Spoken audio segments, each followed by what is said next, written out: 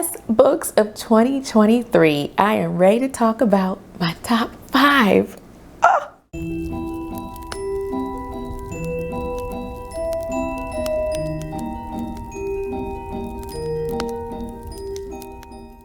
Hello, hello, hello. My name is Nakia. Welcome to my channel. Yes, we are here to talk about the best books I read in 2023. And this year had to be the most stressful for me trying to put these books in order. And you know what? I decided at the last minute, I'm not going to do it.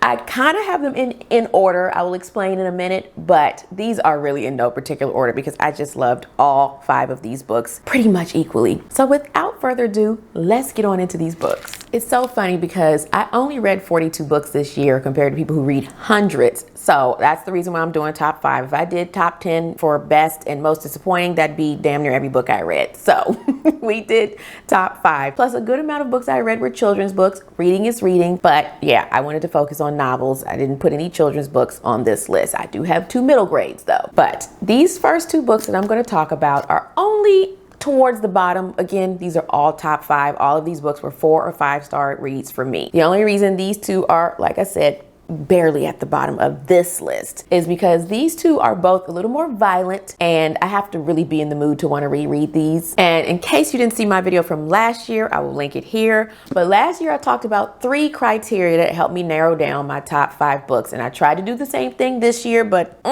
it was difficult. And so basically my 3 criteria are rereadability, brings me joy, and memorable. So that's what I went off of. And again, I could reread all of these books, but like I said, these 2 that I'm starting with, I would really have to be in the mood for the gore and violence. But without further ado, I've already said it, but we're gonna say it again. Kicking off the list, I have I Will Find You by Harlan Coben. This was my first Harlan Coben book. I do need to read some more, I know, because I loved this book so much. This was one of my most anticipated books of 2023, and thank goodness it did not disappoint, because if you watch my most disappointing books of 2023 video, it is filled with nothing but 2023 releases, but that's not what we're here for. In this book, we are following a man named David who is an innocent father serving a life sentence in prison for killing his son. But as I said, he's innocent, he did not do it. And one day he gets evidence that his son is still alive. So he forms a plan to break out of prison and go to find his son and figure out what exactly happened the night of the murder. Oh my goodness. This book was so cinematic. It was like watching a movie, but reading it. It takes off from the first chapter, wastes no time. That's what I like. We end off the first chapter with him finding out his son is still alive. And it is just a wild ride from there. There is prison violence, thuggery, which is why I said I would have to be in the mood to reread this. And also,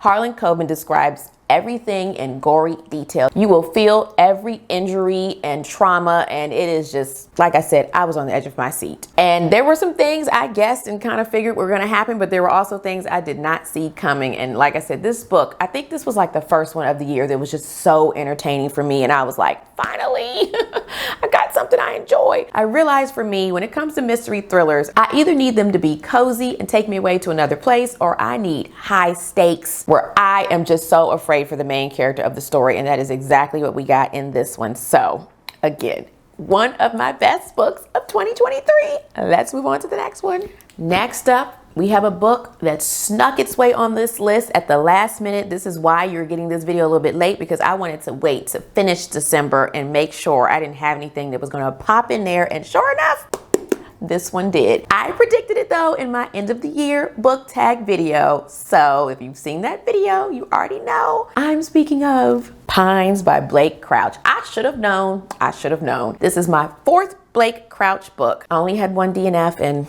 I can't believe it. But anyway, we're not here for that. I have loved 3 out of the 4 books that I've read by him. He is one of my favorite thriller sci-fi authors. So like I said, I should have known. I did predict it. I said in that video that I thought this book could sneak in and become one of my favorites of the year. And that's what happened. This is book 1 in the Wayward Pines series. I'm pretty sure there's 3 books and I can't wait to get to book 2.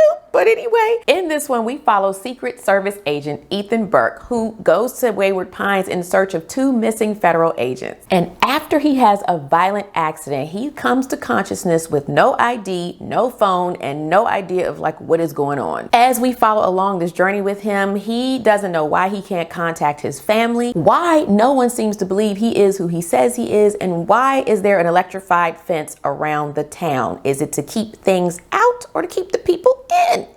And the more he starts to investigate and try to figure out things, he learns that he may not get out of Wayward Pines alive. Again, this is another book that had some tough to read things. There was a particular scene in this book, or part, whatever, it was seen to me, because again, cinematic, but it involved children, and you know, I generally don't like that kind of stuff. I wanted to put it down, but I couldn't, because it was at a point where I was like, what is going on with this book? If there was an award for me for this year for the book with the most WTF moments, this one right here. I never knew what was going on, where we were going, left, right, center, middle, same thing. You get what I'm saying. And I mean, when we start getting answers towards the end of the book, I was like, that is what's going on here. I did not see it coming, and it just brought the book so much further up for me. Because before, when we got to the middle, there were crazy things happening, but I was like, what is going on in this place? I don't get it. I don't understand. And then we were starting to get a little more reveals and things were making less sense. But then when it all came together in the end, I was like, oh my goodness, new favorite of the year. New favorite of the year. And there's a little bit of a preview of the next book at the end of this one. I read some of that and I was like, can't wait for book 2. Let's move on. Okay. Now, this next book just warmed my heart and was so cozy. I picked this book for the fall and it was perfect for that time, and so it had to make its way on this list. It is a middle grade fantasy graphic novel, so you should know I'm speaking of Garlic and the Vampire by Bree Paulson. Oh, so in this book, we follow a garlic bulb named Garlic. You can see her here on the cover, and poor thing, she just always feels like she just can't do anything right. She's just so nervous and anxious, and I mean, she's always fine, but again, she thinks she's always messing something up. So one day, the village of vegetable folk learn that a vampire has moved into a nearby castle, and they think the best person to go check this out is Garlic, of course, because vampires and garlic don't go together. Everybody knows that. And so it takes a little bit of convincing, but despite Garlic's fears, she does decide to go confront the vampire. And I love the journey. The illustrations, though, are what really made this book for me. It was just so cozy. Look at this. This looks so autumnal. Just look. Just a little peek. Just a little peek. And I'm gonna let you in a little secret. Like I said, I agonized over this list. So my daughter stepped in and was like, look, you need to make a decision. I said these are in no particular order, but they kind of are. And the way she helped me was she was like, look here, I'm going to say I'm holding up each one of these books and you only get to keep one. The rest are going to be burned. So which one are you going to keep? Quick, fast, now. And so these top 3 were the ones that I was like, I gotta save those. She was like, you will not be able to reread these books again if you don't save them. So again, it was difficult because I want to save all of them, but my top one was the first one that came to mind. I was like, that's the one I'm saving. So that was how that one became my number 1. But we're not there yet. So like I said, I chose to save this book because it is so cozy. I just love the illustrations, and I love what Bree Paulson did with the vampire character and what happened when Garlic met up with him. You would have to read it to see. I also read the sequel, Garlic and the Witch. I enjoyed that one too, but not as much as this one. Top 5 of the year. Let's move on. We're down to the top 2. Now, this happened to be last year. This book that I hold in my hand, I thought was going to be my number 1. But again, when I kept going over my criteria and my daughter did the whole book burning challenge, try that if you need to, this one slipped down to number 2. And I own a physical copy of this one. The one that's in the number 1 slot, I do not own a copy yet, but I definitely want it. This one took me by surprise this year. If I had done most surprising of the year, this probably would have been number 1, but I did not see this one coming because this author had slipped off for me, and I said I wasn't gonna read his new release. But then I started hearing a lot of chatter in the book community, hearing good things, and I looked at a little bit of a sample and it seemed like it was up my gothic alley. So I decided to give it a chance. So if you're not new here, you probably already know what I'm talking about because I own a copy. Did a spoiler review. None other than The Only One Left by Riley Sager. Before I did this list, I thought this was going to be number 1. Really, all of these are number 1 for me. I really can put them in no order. These are like my children, my cats, I love them all. Now, like I said, I was not going to read Riley Sager's new release because I did not like The House Across the Lake. I only got through it because it was for a book club live discussion that I was a part of. Survive the Night, I didn't mind. I know a lot of people didn't like it. I'm actually going to re-listen to the audiobook this month, the month of January when you're seeing this. But after House Across the Lake, I was like, I'm done with Riley Sager. But again, I'm so glad I picked this up because like a lot of people have said, he redeemed himself with this one. This was right up my alley. It is described as a gothic chiller, and that is exactly what was for me. In this story, we are following a young lady named Kit McDear, who is assigned to be the caregiver for a woman named Lenora Hope, who in the year 1929 was accused of murdering her mother, father, and sister. So fast forward to the present. In this book, we are now in the year 1983, and Lenora Hope, due to a bunch of strokes that she's had, is now confined to a wheelchair and mute and only has the use of her left hand. So in this book, she is using a typewriter to communicate with Kit, and she decides she wants to tell Kit exactly what happened on the night of those murders. Now, this gave me so many things. We got historical fiction because I loved dipping back into the 1929 period. Yes, there were so many twists and turns. As I said, I did a spoiler review. You can check that out here. I was even still confused when I looked at my notes to talk about this book for this video. It is just so much that happened, but I loved every minute of it. Oh, I loved the atmosphere. It was just nice and cozy and, as I said, gothic. And this was the most fun I had reading a book all year. The next one is fun for me too in a different way, my top spot. But this one, like I said, was so fun. I did it as a buddy read with my buddy Kasha, and we just had so much fun talking about this book. This is great for a book club. I think there's so much to talk about, so much to unpack down to the very last page. So you should have already known this was going to be in my top 5 of the year. I knew when I read it, I thought this was going to be number 1, but we're going to talk about what did knock it down. But as I said, these are all pretty much tied. But let's get to my number 1 book of the year. Coming in at number 1,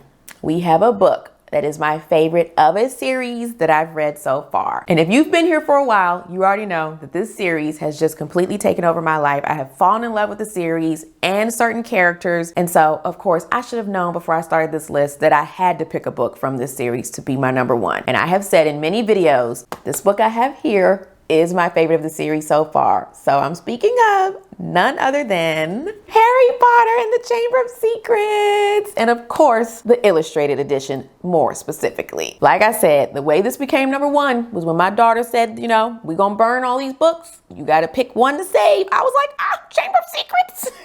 So I was like, where'd that come from? Guess that's my number 1. Yes, because I adore my illustrated editions. And I mean, it is not like an illustration on every page. There are still pages and pages where there are no illustrations, but the illustrations that we do get, I adore. But before we get to that, because this is number 2 in the series, I can only say so much. But in this one, we start off with Harry and his just horrible birthday. We get a flying car sequence, which is here on the cover, so that's not a spoiler. We also get the introduction of Dobby, the house elf, who is just adorable.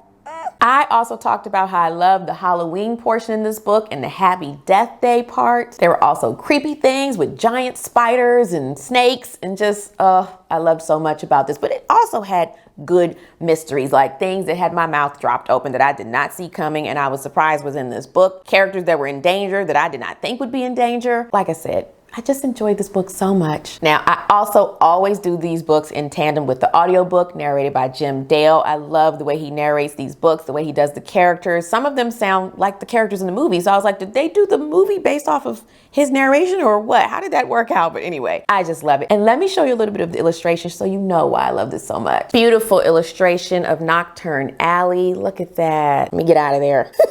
You can see it better. Look at this.